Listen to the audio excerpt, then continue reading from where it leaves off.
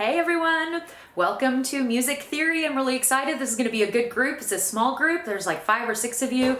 You're all super self-motivated and I think this is going to be a really good time. I'm hopeful for a video conference to be able to happen later.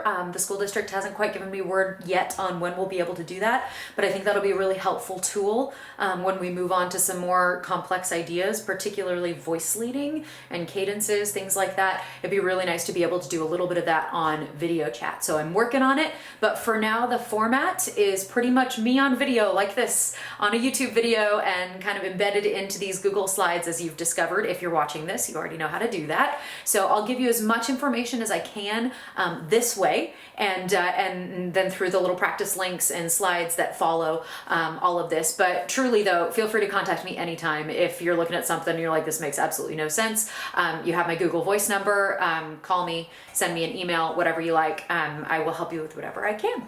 So materials for this course, really just, you need a lot of paper.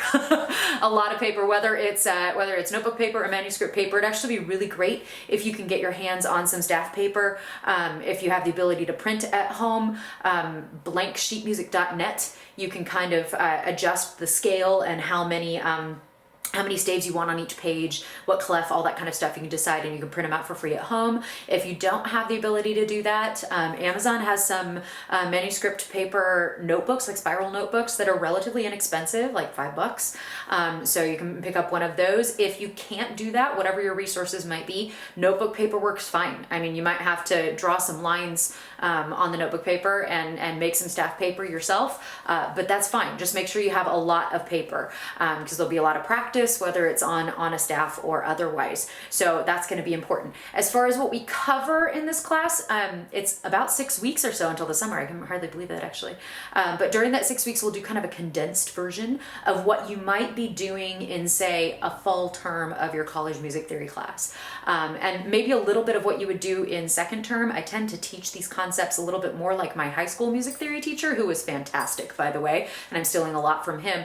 And he kind of ordered the concepts just a little bit differently than perhaps you might see in like a textbook or in a college course. So I'll do my best to kind of give you a survey in 6 weeks. So what that's going to look like is next week we're going to look at a lot of intervals again, and not just the way that we would in class, not just the ear training side of it, or the distance between 2 notes sort of definitions. We'll look a lot more about what it looks like on the staff and in analyzing intervals in various contexts, being able to identify what they are just by looking at them, regardless of key signature. So 2 notes at a time. The following week would be triads, 3 notes at a time, any kinds of them, major, minor, augmented, diminished, and with and without key signatures using accidentals, all of that kind of stuff. And then we move on from there to 7th chords, 4 notes at a time. Okay, once we've done that, so in roughly 3 weeks or so, then we can really move on to some harmonic analysis, be able to pull out some music, whether that's choral music or orchestral music, whatever I can get my hands on, something public domain that you'd be able to see at home. And we can start really analyzing what we see in an actual musical score, making it a little bit more real life that way. So after that, it's up to us. I'm thinking probably cadences and voice leading, basic voice leading, where you're writing in 4-part harmony based on some traditional Western classical sorts of rules. Think Bach. He's kind of the master of all of that kind of stuff. So anyway, that's kind of where we're headed. So I'm excited to get this going. Get yourself some manuscript paper or whatever paper you can get a hold of and lots of sharp pencils, and here we go.